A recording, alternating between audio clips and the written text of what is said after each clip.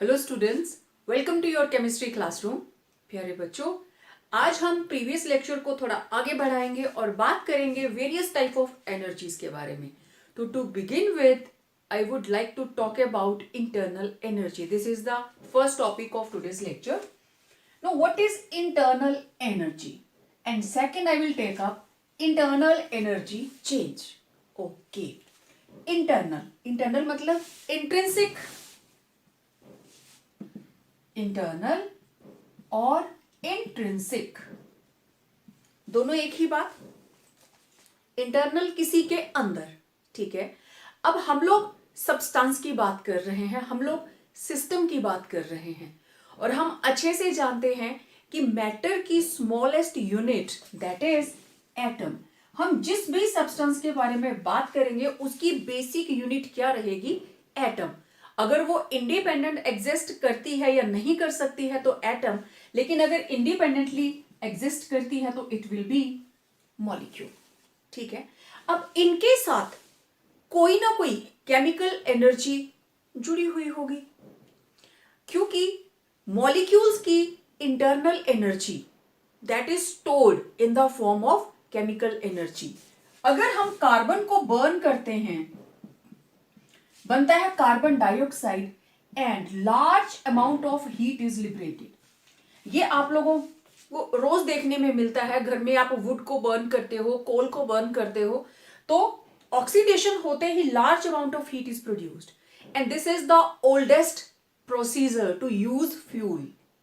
और उस फ्यूल की हीट एनर्जी को हम लोग यूज करते हैं खाना बनाने के लिए एंड अदर वर्क्स। ओके, इसका मतलब कार्बन के अंदर कुछ तो एनर्जी स्टोर्ड थी, वो उसकी केमिकल एनर्जी, जिसने ऑक्सीजन से कंबाइन किया और बन गया कार्बन डाइऑक्साइड। अब अगर बॉन्ड्स की बात करें, कार्बन ऑक्सीजन है O डबल बॉन्ड O और कार्बन डाइऑक्साइड बन गया C double bond O C double bond O। तो बॉन्ड बन रहा है, there is exchange of energy और अल्टीमेटली हमें क्या मिलता है? हीट। हमेशा याद रखना, जब भी बॉन्ड बनता है, बॉन्डिंग होगी तो एनर्जी बाहर जाएगी, तभी बॉन्ड स्टेबल होगा। तो जितनी ज्यादा एनर्जी बाहर जाएगी, यहां पे बाहर जाने वाली हीट है 390.5 किलो जूल पर मोल।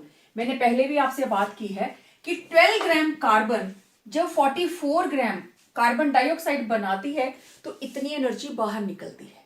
दैट इज वाई थोड़े से कोयले जलाने पे भी हमें कितनी ज्यादा हीट मिलती है, बहुत ज्यादा एनर्जी बाहर जाती है। तो वो एनर्जी कार्बन के अंदर स्टोर्ड है, वो उसके इंटरनल एनर्जी सिस्टम के अंदर है, दैट इज इंट्रिंसिकली स्टोर्ड। तो किसी भी सब्सटेंस या सिस्टम के अंदर जितनी भी तरह की एनर्जीज हैं उनका sum total that is called internal energy. बहुत सिंपल सा कंसेप्ट है। The sum of all forms of energies stored within a substance और a system is called its internal energy. Okay, ई टोटल मैं basically इसको दो चीजों में ले सकती हूं। एक, energy due to motion that is ई kinetic, kinetic energy, this is energy due to motion, आप लोग जानते हैं। और ई potential energy, this is energy due to molecular interactions. ये दो तरह की एनर्जीज है बेसिक। अब काइनेटिक एनर्जी की बात आ गई। इलेक्ट्रॉन, एटम के अंदर इलेक्ट्रॉन्स तो होंगे ही होंगे। इलेक्ट्रॉन अगर ट्रांसलेट करते हैं, अब ट्रांसलेशनल मोशन क्या है? देखो, ये है सन, सन के अराउंड अर्थ रोटेट करती है, ठीक है, ये रोटेट कर रही है, ये रही अर्थ की ऑर्बिट। लेकिन अर्थ अपनी एक्सिस पे भी तो रोटेट कर रही है। रोटेशन करते करते अपनी जगह को शिफ्ट करना that is called translational motion, ठीक है। और वाइब्रेशनल, कोई इलेक्ट्रॉन है किसी ऑर्बिट के अंदर और वो अपनी ही मीन पोजीशन के अप एंड डाउन वाइब्रेट कर रहा। Vibration means up and down motion. Rotational, it is rotating at its own axis, तो ई रोटेशनल। तो अकेले इलेक्ट्रॉन के साथ ही कितनी सारी एनर्जीज जुड़ी हुई हैं। ठीक है ना। और पोटेंशियल एनर्जी के अंदर हम ले लेते हैं ई न्यूक्लियर, ई इलेक्ट्रॉनिक इंटरेक्शंस की वजह से, and E binding energy, molecular interactions, ionic bond बना है या कोवलेंट बॉन्ड बना है। तो इनको अब मैंने पहले सिर्फ काइनेटिक और पोटेंशियल एनर्जी लिखा, और आप क्या कर सकते हैं, ई टोटल आप लिखोगे ई इलेक्ट्रॉनिक प्लस ई न्यूक्लियर, ठीक है। इलेक्ट्रॉनिक, उसके बाद इलेक्ट्रॉन ट्रांसलेट करता है, इलेक्ट्रॉन वाइब्रेट करता है, इलेक्ट्रॉन रोटेट करता है, ठीक है। Then binding energy. तो जितनी तरह की एनर्जीज के बारे में आप जानते हैं उन सभी का sum total it will B internal energy. अब ये तो इंटरनल एनर्जी को हमने सिर्फ डिफाइन किया।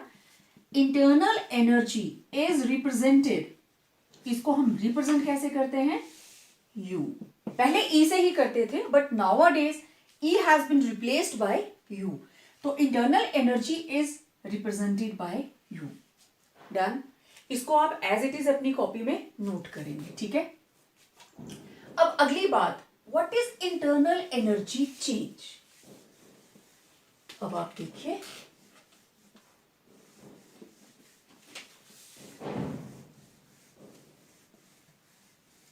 मान लीजिए हमारे पास एक सिस्टम है, सिस्टम के अंदर केमिकल रिएक्शन है, रिएक्टेंट से बन रहे हैं प्रोडक्ट, ठीक है। रिएक्टेंट से बन गए प्रोडक्ट, ओके। इसकी अपनी एक इंटरनल एनर्जी है, let it be U1। Product की अपनी इंटरनल एनर्जी है, लेट इट बी U2। तो दोनों में फर्क क्या पड़ा, delta U। It will be equal to internal energy of product minus internal energy of reactant.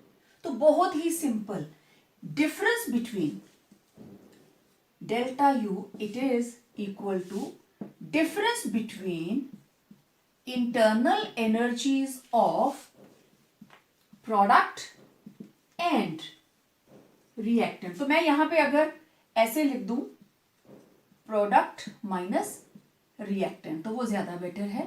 Product में से हम रिएक्टेंट की इंटरनल एनर्जी को माइनस कर देंगे।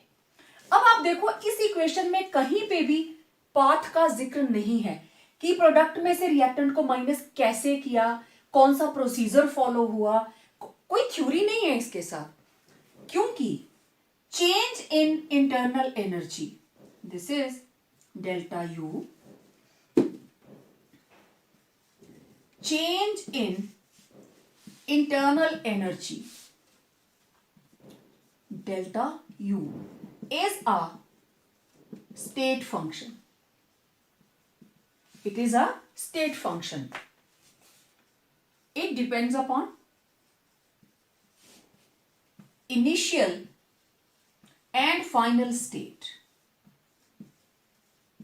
not on path. प्रोडक्ट क्या है, फाइनल। रिएक्टेंट क्या है, इनिशियल। रिएक्टेंट कहां थे, इनिशियल स्टेट में, और फाइनल स्टेट में क्या बन गया, प्रोडक्ट। क्लियर। इस तरीके से change in internal energy, it's a state function. कहीं पे भी पाथ के बारे में हमने बात ही नहीं की कि आयनिक प्रोडक्ट था या कोई भी प्रोडक्ट था, नथिंग। जस्ट इनिशियल स्टेट के अंदर एनर्जी इतनी थी, फाइनल स्टेट के अंदर एनर्जी इतनी है, ठीक है। अब एक सिंपल सी हम एग्जांपल लेते हैं। देखो, ये रहा चाय का कप, इनिशियल स्टेट, इसका टेम्परेचर है 70 डिग्री, चाय का 70 डिग्री सेल्सियस। आफ्टर 30 मिनट्स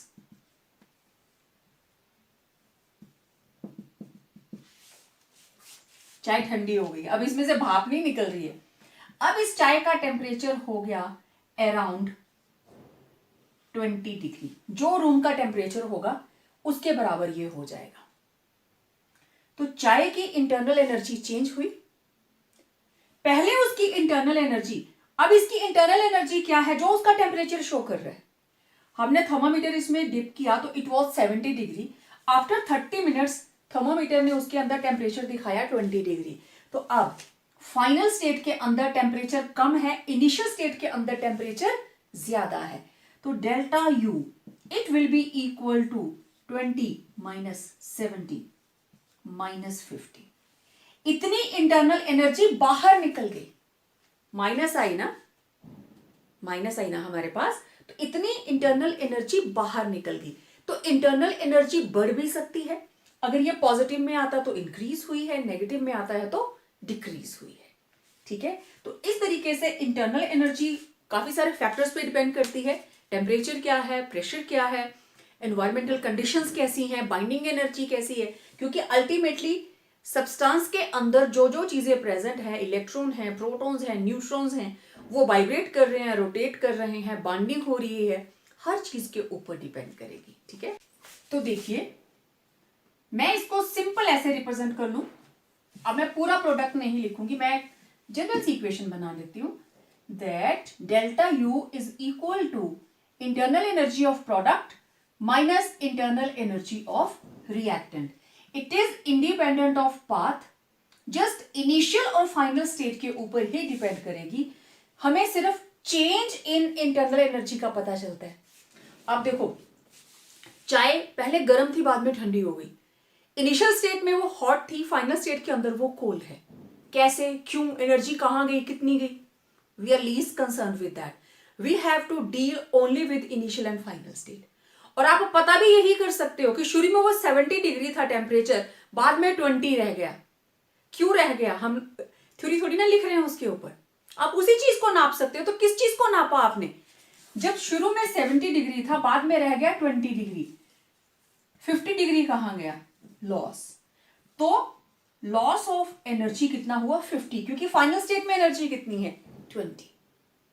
ठीक है, तो अगर first stage, if internal energy of product is greater then internal energy of reactant, तो डेल्टा यू की वैल्यू क्या होगी, पॉजिटिव।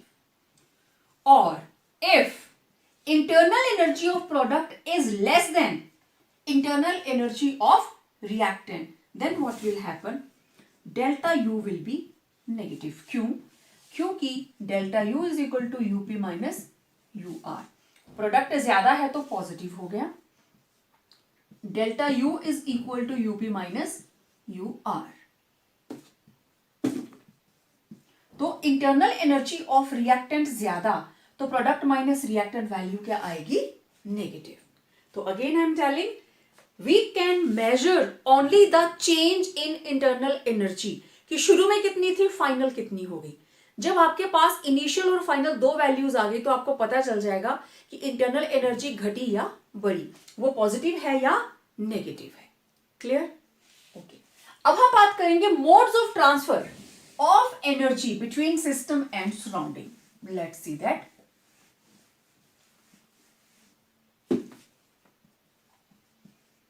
Modes of transfer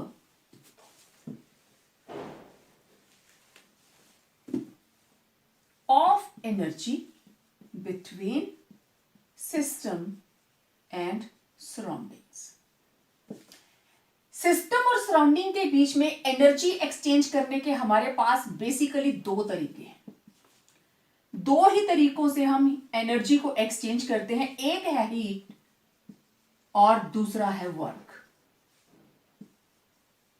ठीक है, एक है हीट और दूसरा है वर्क। तो पहले हम बात करेंगे हीट के बारे में। ठीक है, हीट को हम डिनोट करते हैं क्यू के साथ। ओके, अब आप देखो जरा, ये मेरे पास दो सिस्टम है, ये एक सिस्टम, ये दूसरा सिस्टम, और दीज आर सराउंडिंग्स। ओके, ये सिस्टम है टेम्परेचर T1 और सराउंडिंग का टेम्परेचर है T2। फर्स्ट केस के अंदर T2 is greater than T1, मतलब temperature of surroundings is higher than temperature of system. मान लो कि अगर यहां पे है 50 डिग्री, तो यहां टेम्परेचर कितना है, 100। सराउंडिंग का टेम्परेचर ज्यादा और सिस्टम का टेम्परेचर कम, मतलब मैंने क्या किया, एक बिल्कुल ठंडा पानी फ्रिज से निकाला, उसमें थोड़ी थोड़ी आइस भी है, तो अंदर का टेम्परेचर अब 50 तो नहीं होगा, it should be nearly 1 degree, और बाहर का temperature late it B 25 degrees. ठीक है, तो अंदर टेम्परेचर कम, बाहर टेम्परेचर ज्यादा। अब बताओ हीट कहां से कहां को जाएगी? आप लोग कुछ भी नहीं करेंगे, गिलास को रख दिया, थोड़ी देर के बाद गिलास को पसीना आ जाएगा। ऐसा ही होता है ना, ठंडा पानी हो अगर आपने गिलास में रखा तो बाहर उसको वेपर्स कंडेंस हो जाते हैं उसके ऊपर, कुछ देर पड़ा रहेगा तो आप देखेंगे अब इस गिलास का पानी नॉर्मल हो गया है, टैप वाटर जैसा हो गया, मींस जो रूम टेम्परेचर है उसके जैसा उसका टेम्परेचर आएगा, इट विल बिकम 25 डिग्रीज। तो 1 डिग्री से हो गया 25, मतलब हीट कहां से कहां को आई? बाहर से अंदर को आई। तो एक कंडीशन हो गई, if T surrounding is greater than T system, then heat travels from surroundings to system. जब सराउंडिंग से सिस्टम की तरफ हीट फ्लो करेगी तो सिस्टम का टेम्परेचर क्या हो गया? इंक्रीज। सिस्टम की इंटरनल एनर्जी क्या हो गई? इंक्रीज। क्योंकि पानी के गिलास का टेम्परेचर पहले कम था, वाटर मॉलिक्यूल्स तो वहीं पे थे, जैसे जैसे उसने हीट एब्जॉर्ब करनी स्टार्ट की, वाटर मॉलिक्यूल्स की काइनेटिक एनर्जी बढ़ गई, वाटर मॉलिक्यूल की काइनेटिक एनर्जी बढ़ गई, मींस वाटर के अंदर स्टोर्ड इंटरनल एनर्जी इंक्रीज हो गई। अब दूसरी सिचुएशन देखिए, अब हमने यहां रख दिया चाय का कप,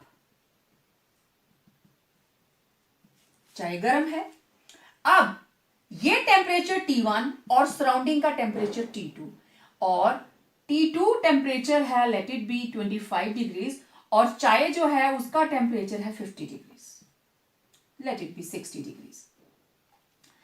थोड़ी देर ऐसे ही पड़ा रहेगा तो चाय ठंडी हो जाएगी, after some time tea will be not too hot, जो हमने बिगनिंग में रखी। इस सिचुएशन के अंदर temperature of system is greater than temperature of surrounding. तो आपको पता है हीट हमेशा हाई टेम्परेचर से लो की तरफ मूव करती है, तो यहां से क्योंकि चाय ठंडी हो रही है, मींस अंदर से हीट बाहर को जा रही है। If temperature of system is greater than temperature of surrounding, heat flows from system to surroundings. Clear? ये तो पहला तरीका था हीट कैसे लिबरेट होती है। अब यहीं से आप दो जनरलाइजेशंस निकालेंगे, heat absorbed by the system. अगर कोई सिस्टम हीट एब्जॉर्ब करता है, जैसे यहां पे हुआ था 1 डिग्री से क्या हो गया 25 डिग्री, तो Q will be equal to positive, Q की वैल्यू पॉजिटिव होगी if heat is absorbed by the system and heat liberated by the system. Heat यहां से बाहर गई, 60 था ना, थोड़ी देर के बाद दोनों अंदर और बाहर का, मतलब अंदर बाहर का मतलब कप और बाहर का सराउंडिंग का टेम्परेचर कितना हो जाएगा 25 डिग्रीज। लॉस हुआ ना, there is loss of heat, loss को हम हमेशा माइनस के साथ शो करते हैं। तो ये बहुत बहुत जरूरी है, heat absorbed by the system Q positive, heat liberated by the system that is negative. यहां पे इंटरनल एनर्जी इंक्रीज हुई, जब उसने हीट एब्जॉर्ब की तो इंटरनल एनर्जी इंक्रीज हुई। तीसरी बात, if Q is equal to positive, internal energy increases, if Q is negative, internal energy decreases. ये एक एक नंबर के क्वेश्चंस हैं, मल्टीपल चॉइस में किसी भी तरह से पूछ लिए जाते हैं। क्लियर? तो ये था फर्स्ट मोड कि हीट किस तरीके से ट्रांसफर होती है, एनर्जी ट्रांसफर हो रही है but in the form of heat. अब हम बात करेंगे वर्क के बारे में कि जब वर्क किया जाता है सिस्टम के ऊपर या सिस्टम वर्क करता है, तब किस तरीके से एनर्जी चेंज होती है, घटती है या बढ़ती है। Let's see that.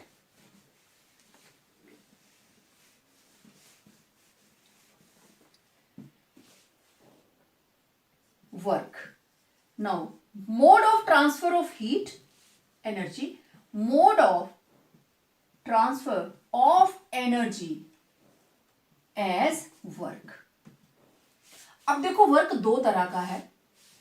एक, जब हमारे पास सब्सटेंसेस जो हैं दे आर गैशियस, या तो वो गैशियस हैं या फिर या तो वो नॉन गैशियस हैं या वो क्या है, गैशियस। दो तरह के सब्सटेंसेस है। तो जो गैशियस वर्क है ये हम अलग से निकालेंगे और जो नॉन गैशियस है इसका वर्क हम अलग से कैलकुलेट करेंगे।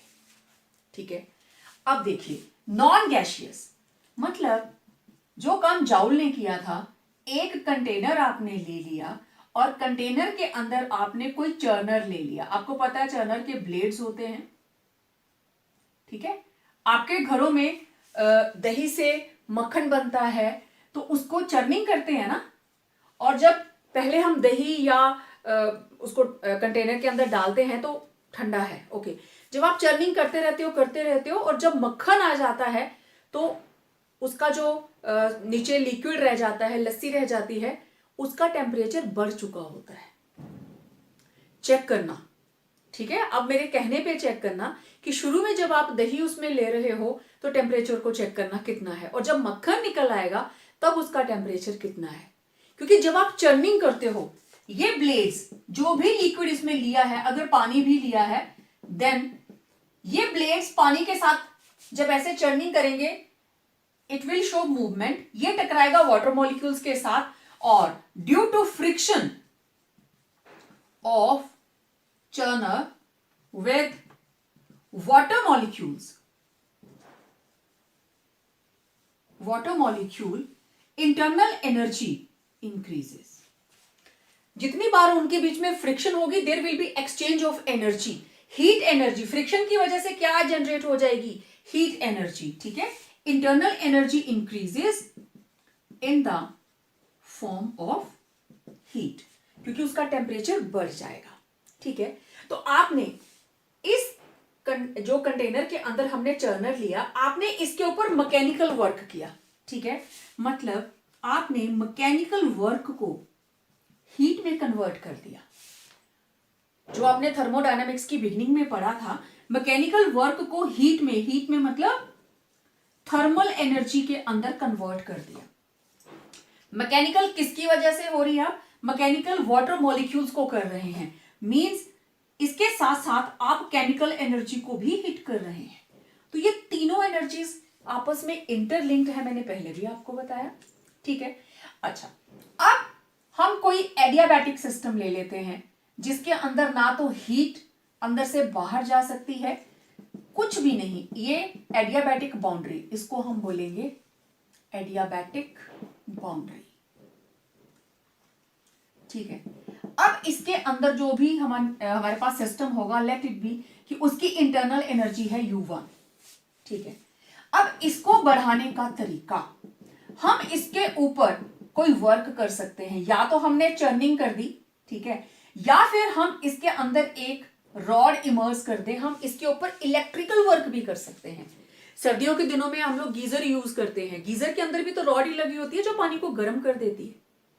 या फिर हम सिंपल रॉड भी लेते हैं जिसको आप लोग बकेट में लगा देते हो, बाल्टी में लगा देते हो, तो वो इलेक्ट्रिकल एनर्जी किस में कन्वर्ट करते हो आप, हीट एनर्जी में। Again you are using thermodynamics, ठीक है ना। आप बकेट के अंदर रॉड को लगाते हो, इलेक्ट्रिसिटी यूज कर रहे हो, means electrical energy is being used to heat up the water. तो इलेक्ट्रिकल एनर्जी किस में कन्वर्ट हो रही है, हीट के अंदर। तो दो तरीके हैं, या तो आप इलेक्ट्रिकल वर्क कीजिए या फिर मैकेनिकल, दोनों से ही इंटरनल एनर्जी इंक्रीज कर जाएगी। जब आपने इलेक्ट्रिकल वर्क किया तो internal energy changes from U1 to U2। इधर भी ऐसे हुआ, शुरू में कम था, बाद में एनर्जी ज्यादा हो गई। तो दोनों ही तरीकों से जो डेल्टा U है इट विल बी पॉजिटिव, ठीक है। दोनों ही तरह से जो वर्क आएगा that will be positive. Okay, तो what happens if work is done by the system. अब ये एनर्जी हमारे पास पॉजिटिव हो गई, ठीक है। तो ये था जो हमने सिस्टम के ऊपर काम किया। अब जब सिस्टम काम करेगा,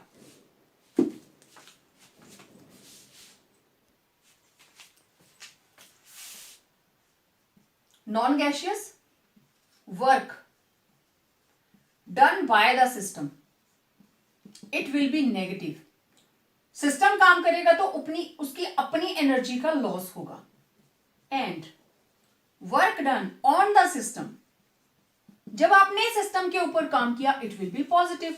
आपने चाहे चर्निंग की वाटर की, आपने चाहे रॉड इमर्स कर दी, you worked on the system, तो वो क्या होगा, पॉजिटिव। और जो सिस्टम काम करेगा दैट इज नेगेटिव। ये थे नॉन गैशियस। अब हम देखते हैं gaseous system. Work transfer, mode of transfer of energy as work in gaseous system. Gaseous system, okay. देखो मैं दो सिचुएशंस बनाऊंगी यहां पे। ये हमारे पास गैस जार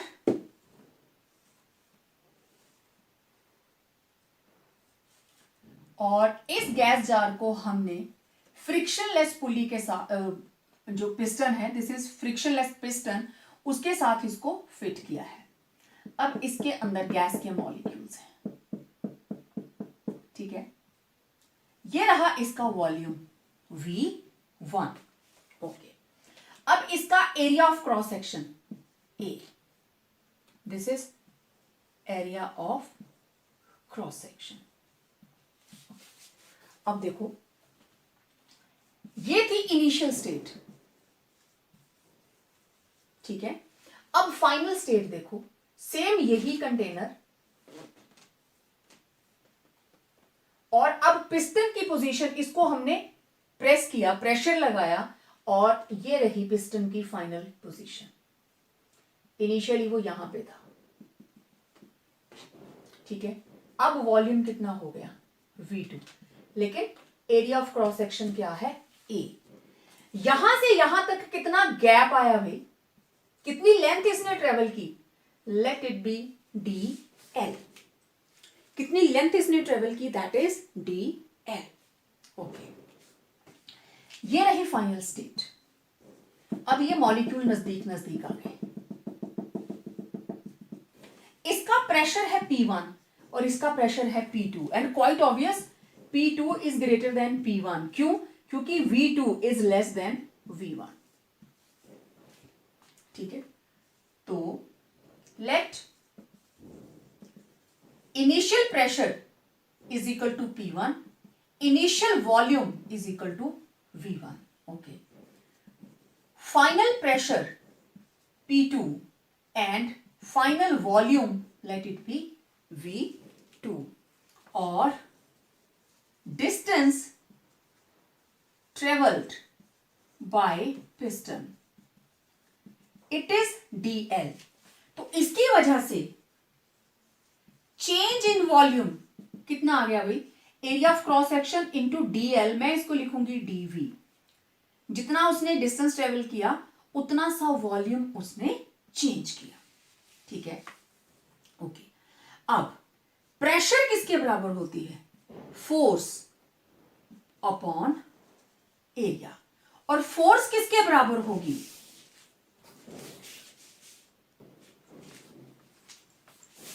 फोर्स किसके बराबर आएगी, pressure into area, pressure into area, okay.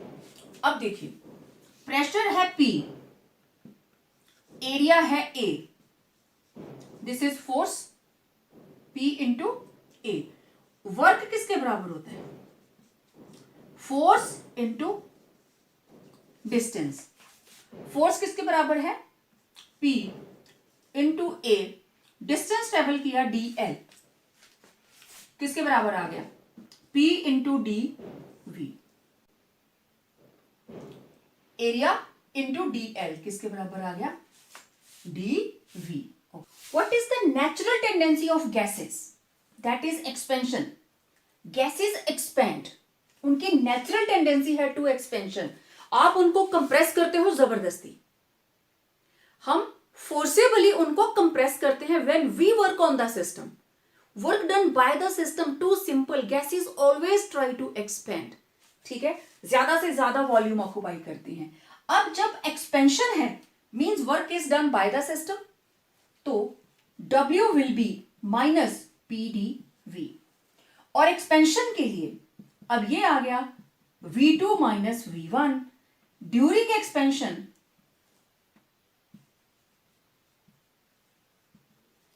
Final volume V2 will be greater than V1, therefore W will be minus P delta V.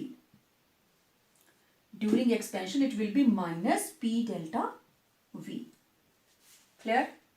तो W की value minus P delta V when work is done by the system, that is work done by the system. Okay.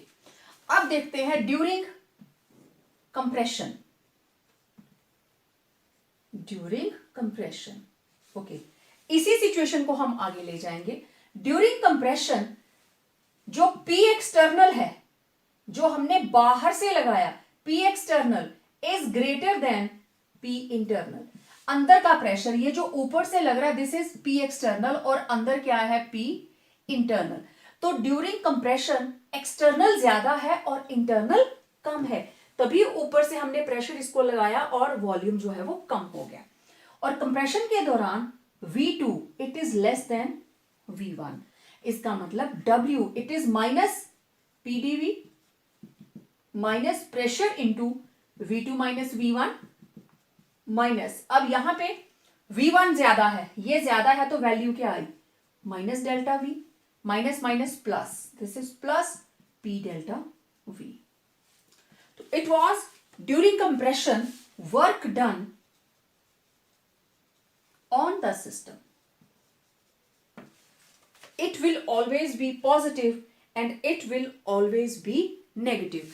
Numericals के अंदर कई बार आपको pressure और volume में change दिया गया होगा, कई बार वर्क की डायरेक्ट वैल्यू आती है, means W equal to negative during expansion work done by the system and work done on the system W it will be positive, क्योंकि तब जो भी एनर्जी है वो सिस्टम के अंदर ऐड हो गई जब आपने वर्क किया सिस्टम के ऊपर, ठीक है। आप इलेक्ट्रिकल वर्क कर सकते हैं, इलेक्ट्रोलाइसिस कर सकते हैं, मैकेनिकल वर्क कर सकते हो, चर्निंग कर सकते हो, तो कोई भी तरीके से आप हीट को एक्सचेंज कर सकते हो, और हीट एक्सचेंज होगी तो या तो इंटरनल एनर्जी बढ़ेगी या इंटरनल एनर्जी घटेगी।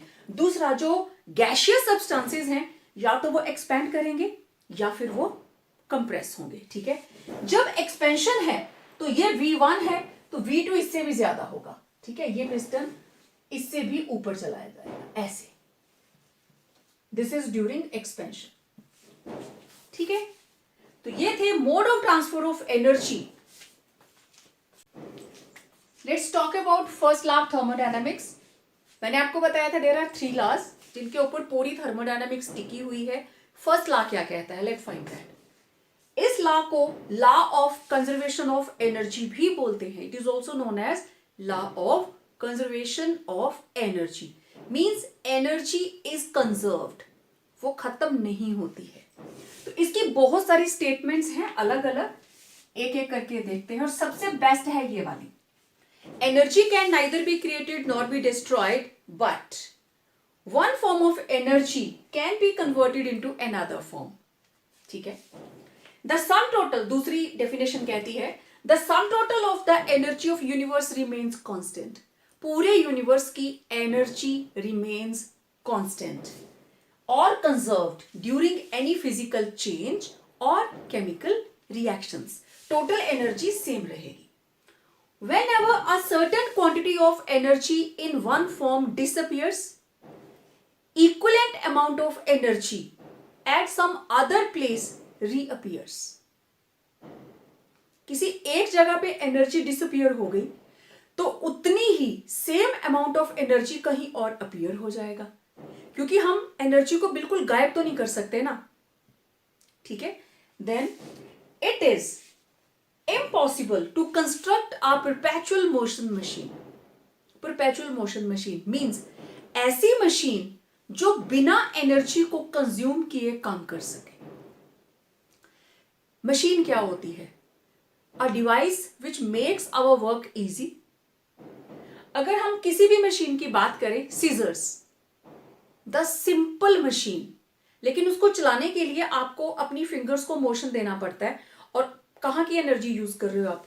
Muscular energy.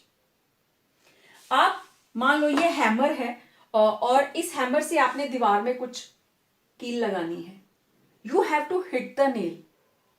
एनर्जी तो लगी ना, कौन सी? Muscular energy. और जितनी बार आप हैमर से इसको हिट करोगे ये हीट अप हो जाती है, फिर वो मस्कुलर एनर्जी हीट में कन्वर्ट हो जाती है. तो ये सारी की सारी डेफिनेशन एक जैसी ही हैं. हर एक डेफिनेशन एक ही बात कर रही है. एग्जाम में अगर आता है write first law of thermodynamics as many ways you can, तो आप इनमें से 2 लिख दीजिए, 3 लिख दीजिए, एक तो लिखेंगे ना, एक से ज्यादा लिखनी पड़ेगी. और अगर सिंपल आता है define first law of thermodynamics, आप इन चारों में से कोई भी एक लिख सकते हो. ठीक है. अब पहली बात देखो, एनर्जी के कंजर्व होने का मतलब क्या है. ठीक है, अब मैं इसको हटा देती हूं. इस लॉ को थोड़ा सा एक्सप्लेन करते हैं. ओके, ये हमने वाटर स्टोर किया है. It's a site of dam. Dam के लिए पहले हमें, आपको पता है, लेक बनानी पड़ती है, उसमें वाटर को स्टोर करना पड़ता है. फिर इस वाटर के अंदर, अभी ये पानी स्टैटिक है, इसके अंदर वाटर इट इज स्टिल, तो उसकी एनर्जी है पोटेंशियल एनर्जी. सेकेंड स्टेप के अंदर इस वाटर को हम हाइट से फॉल करवाते हैं. ठीक है, आपने डैम के अंदर देखा है ये वाटर नीचे गिर रहा है. अब पोटेंशियल एनर्जी किस में कन्वर्ट होगी? Kinetic energy. अब ये गिरता हुआ पानी किसके ऊपर गिर रहा है?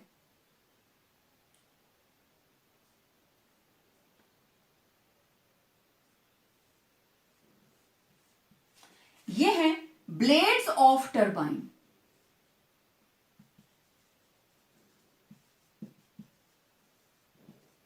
इसके ऊपर गिर रहा है ये पानी और इसको घुमाते हुए पानी आगे निकल जाता है. फिर आपको पता है डैम के पानी को कहां कहां यूज किया जाता है. तो these are the blades of turbine. मतलब अब पानी की काइनेटिक एनर्जी ने इन ब्लेड्स को घुमा दिया. मींस काइनेटिक एनर्जी किसके अंदर कन्वर्ट होगी?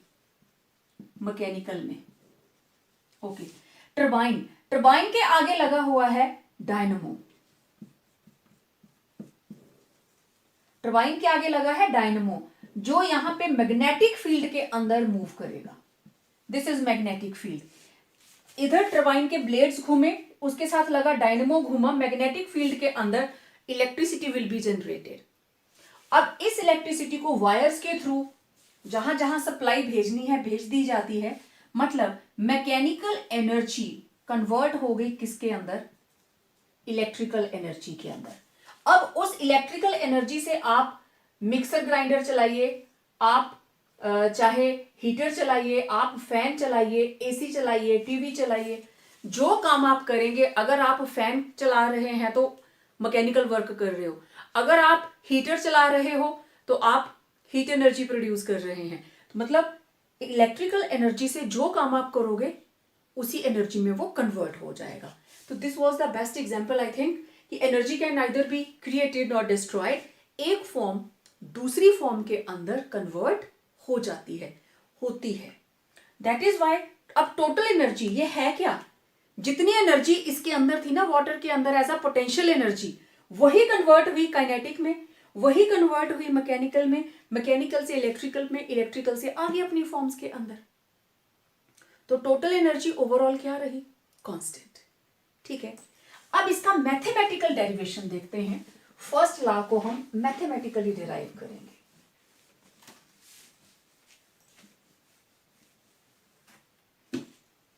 Mathematically let internal energy of a system is equal to U1. ठीक है, so internal energy of a system can be increased by, दो तरीके हैं, सप्लाइंग हीट, हमने हीट सप्लाई कर दी, दैट इज, अब U2 किसके बराबर हो गया, U1 प्लस Q, पहला स्टेप लिया हमने by supplying heat, and second step by doing work, system के ऊपर वर्क किया तब भी तो उसकी इंटरनल एनर्जी इंक्रीज कर जाती है ना, by doing work on the system. Okay, तो U2 किसके बराबर हो गया, U1 plus Q plus W, इसको इधर ले आए, फाइनल माइनस इनिशियल किसके बराबर आया, Q प्लस W, ठीक है। ओके, अब U2 माइनस U1 किसके बराबर, change in internal energy, it is equal to Q plus W। This is the mathematical equation for first law of thermodynamics. अब numerical किस तरीके से आते हैं, बहुत सिंपल सी डेरिवेशन है, लेट्स सी सम न्यूमेरिकल्स। देखिए first numerical, a system does work, a system does 200 joules of work, मतलब एक सिस्टम ने काम किया, work done by the system, it will be minus 200 joules, and at the same time absorbs heat absorbed by the system, system ने heat absorb की, it will be positive, liberated होती तो negative होती, 150 joules. तो आपको निकालना है delta U, किसके बराबर होता है, Q plus W, delta U, Q की वैल्यू क्या है, Q की वैल्यू है plus 150 plus work is done by the system, it is minus 200, तो this is 150 minus plus minus 200, तो चेंज इन इंटरनल एनर्जी कितनी आई, माइनस 50 जॉल्स। बहुत ही सिंपल न्यूमेरिकल, बस आपको ध्यान ये रखना है, work done by the system it will B negative, on the system it will be positive, heat absorbed by the system positive and liberated by the system negative। दूसरा देखिए, 200 joules of work is done on the system, तो second numerical के अंदर क्या है, work done on the system, it means it will be plus 200, when 140 joule of heat is given out, तो this is heat liberated by the system, कितना,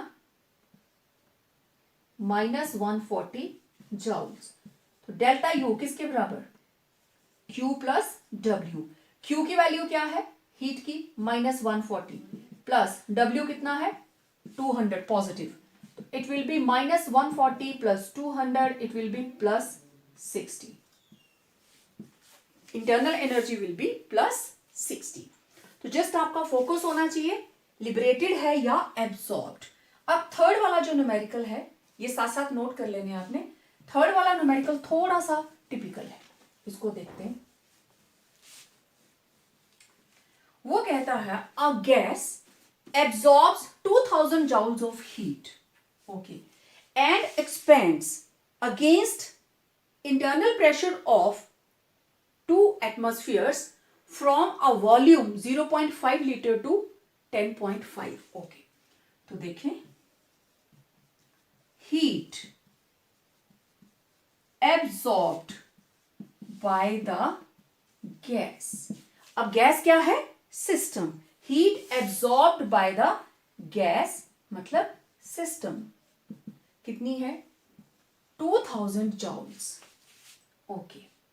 internal pressure, pressure कितना दिया है, 2 एटमॉस्फेयर, ओके, V1 कितना है, 0.5 litre, V2 कितना है, 10.5 litres, delta V कितना आया, V2 minus V1 is equal to 10.5 minus 0.5, it is 10 litres. V की वैल्यू आ गई, प्रेशर की वैल्यू आ गई हमारे पास, ठीक है। तो work it is equal to P delta V. क्योंकि गैस एक्सपैंड हुई है, it is P delta V, work is done by the system. ठीक है, तो it will be actually negative. This is 2 atmosphere into delta V is 10। तो ये आ गया work will be -20 joules. Work आ गया हमारे पास 20, प्रेशर इज इन एटमॉस्फेयर्स और वॉल्यूम हमारे पास आ गया litres. This is atmosphere litre. अब हमारे पास इसकी वैल्यू दी हुई है। 1 लीटर एटमॉस्फेयर या एटमॉस्फेयर लीटर की वैल्यू है 101.3। तो मैं वर्क को जाउल्स में कन्वर्ट करूंगी, -20 इंटू 101.3, इसके साथ मल्टीप्लाई करेंगे तो वी विल गेट 2063 जॉल्स। ये आ गया हमारे पास वर्क। ठीक है, ओके। तो क्योंकि ये work done by the system है, इट इज -2026 जॉल्स। हमारे पास हीट भी है, हमारे पास वर्क भी आ गया। अब हमें करना क्या है, internal energy change. Third step, delta U equal to Q plus W. Heat is absorbed by the system, तो Q will be positive 2000। Work is done by the system, क्योंकि this is work expansion, it is by the system. ये रहा -2026। Value put कीजिए, 2000 plus -2060, 2000 -2026। तो क्या answer आया हमारे पास, change in internal energy -26 joules. फिर से देखो, heat absorbed by the system positive. अब मुझे वर्क निकालना है, प्रेशर गिवन है, दोनों वॉल्यूम्स गिवन है, डेल्टा वी निकाला। Work is equal to P delta V, मैंने यहीं पे माइनस लगाया because work is done by the system, क्योंकि गैस क्या है, एक्सपेंड। एज गैस एक्सपेंड्स, तो work done by the system, work it will B -p delta we, -2 delta we 10। तो work minus में ही कैलकुलेट किया, लीटर एटमॉस्फेयर की value हमें given है, मल्टीप्लाई किया तो जॉल्स। उसके बाद फर्स्ट लॉ की जो इक्वेशन थी उसमें पुट कीजिए, आपके पास आंसर आ जाएगा। ठीक है, तो इस तरीके से कोई भी न्यूमेरिकल हो तो आप इसको सॉल्व कर सकते हैं। ठीक, अब एक शॉर्टकट्स अगेन मैं लास्ट में लिखने लगी। रिमेंबर,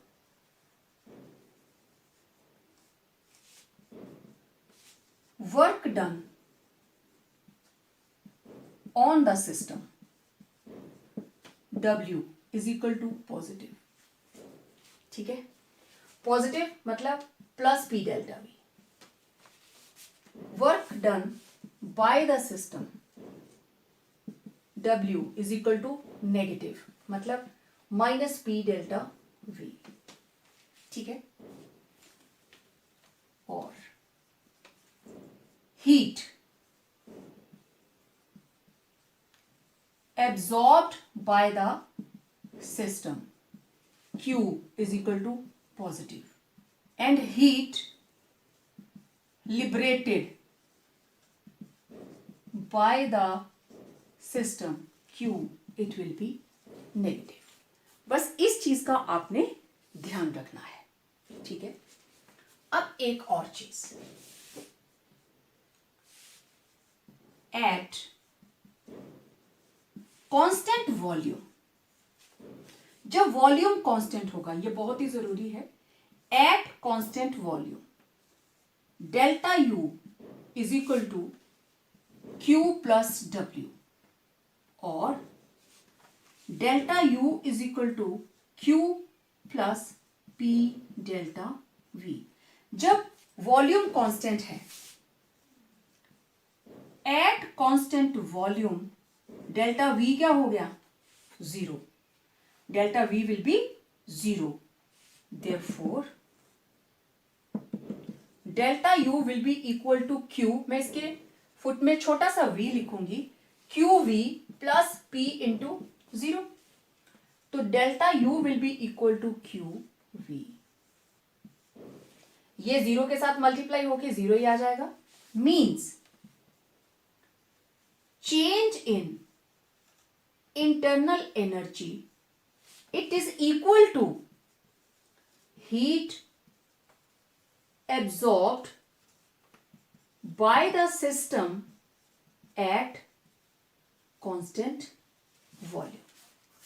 इस चीज को याद रखना, जब भी हमारे पास वॉल्यूम कांस्टेंट है, वॉल्यूम फिक्स है, ना तो गैस एक्सपेंड हुई ना गैस कंप्रेस हुई, volume is constant, means adiabatic system जो था वही रहा, वॉल्यूम इज कांस्टेंट। तो चेंज इन इंटरनल एनर्जी किसके बराबर हुई? जितनी हीट सिस्टम ने एब्जॉर्ब की या वो लिबरेट करेगा, it will be equal to Q V. अब ये क्यू पॉजिटिव भी हो सकता है और नेगेटिव भी हो सकता है। तो it is heat absorbed by the system, absorbed by the system eight constant volume, और heat liberated by the system at constant volume। तो इन जनरल मैं इसको बोल सकती हूं delta U it will be equal to amount of heat exchanged at constant volume. इस relation को हम आगे यूज करने वाले हैं, तो ये चीज आपने याद करनी है, इसको रिमेंबर, बिल्कुल इसको मेमोराइज करके रखना है, इन मेन पॉइंट्स का ध्यान रखना है, और ये ध्यान में रखना है कि चेंज इन इंटरनल एनर्जी किसके बराबर होगी? जो वॉल्यूम कांस्टेंट है, तो जितनी हीट वो एब्जॉर्ब करेगा या जितनी हीट वो लिबरेट करेगा, that will give the value of change in internal energy and is different from expansion and compression. So it was all about first law of thermodynamics. इसके न्यूमेरिकल्स बहुत simple से होते हैं, बस थोड़ा सा फोकस करके इन चीजों को ध्यान में रख के आप सॉल्व करेंगे तो आसानी से हो जाएंगे। ठीक है, नोट्स को साथ साथ नोट करें, न्यूमेरिकल्स को सॉल्व करें, जो आपकी बुक में न्यूमेरिकल्स दिए हैं एनसीईआरटी में उनको भी सॉल्व करें, और जो कोई रह जाता है आप कमेंट सेक्शन में मुझे भेजिए अपने व्हाट्सएप नंबर के साथ, मैं डेफिनेटली उनको सॉल्व करके आपको रिटर्न करूंगी। तो आज के लेक्चर में इतना ही, मिलते हैं एक नए लेक्चर के साथ, एक नए कंसेप्ट के साथ। Till then stay home, stay safe and keep practising.